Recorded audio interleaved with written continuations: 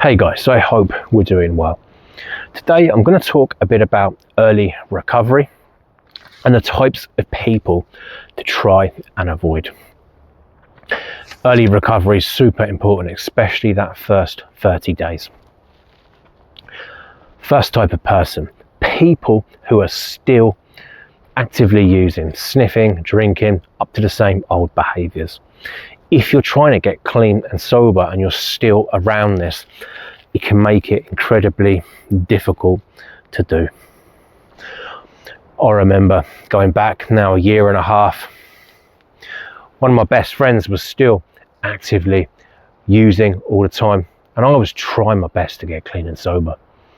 And just being around him made it incredibly difficult for me. It's only now that I can look back and realise that I made the best decision cutting off people like that.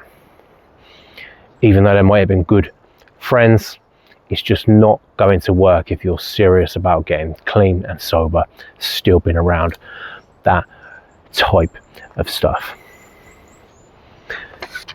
Another type of person to avoid is people who are chaotic and bring a lot of drama to your life. And this really links with the first point, because generally people who are actively using all the time, generally they come with a lot of drama and chaos, because it's just the nature of it.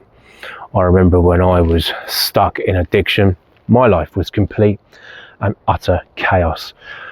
I couldn't organise anything, didn't show up for anything, unreliable. It's generally the same kind of story. But when you start being around different types of people who aren't actively stuck in addiction, they aren't surrounded by drama and chaos, once you're around those types of people, your life generally becomes better, and it is easier to stay clean and sober when you're around those types of people.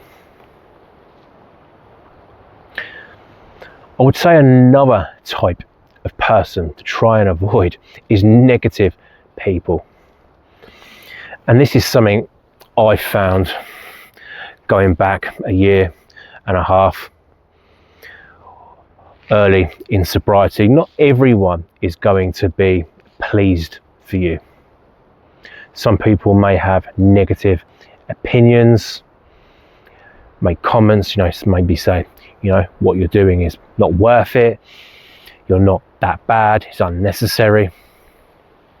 People are always going to have opinions, and sometimes if they're negative, it's just not worth being around that, especially if you're in a vulnerable period where you're trying to get through that first month or two clean and sober and build something. Negative people are not good to be around. Could easily lead to relapse when you've got negative people around, because it's emotionally draining. And when you're emotionally drained, it can easily lead back to bad habits. So that's the third type of person I would say to try and avoid, or at least be conscious of. The last type of person to try your best to avoid is that person who says, you can just have one, let's just go for one or two. And very often, one or two drinks is the gateway to other stuff.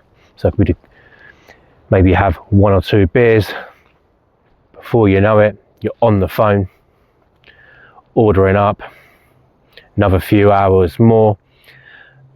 And then before you know it, you're up all night, up all weekend, no sleep, chaos, destruction, spent hundreds, if not potentially thousands. And you're back in the place that you don't want to be, all because you've agreed to go for that one or two. Because that person has said, you'll be fine, just one or two. But we all know it never works. So that is something else to be conscious of. So there you have it, guys. A few things there, a few types of people that I think really have to be avoided during early recovery. And the benefits are going to be massive. It's going to be a lot easier to stay clean and sober when you stay away from these types of people. If you're on your own journey at the moment, getting yourself clean and sober, have massive respect for you, because it is an incredibly hard thing to do. Let me know in the comments how you're getting on. I would love to hear from you.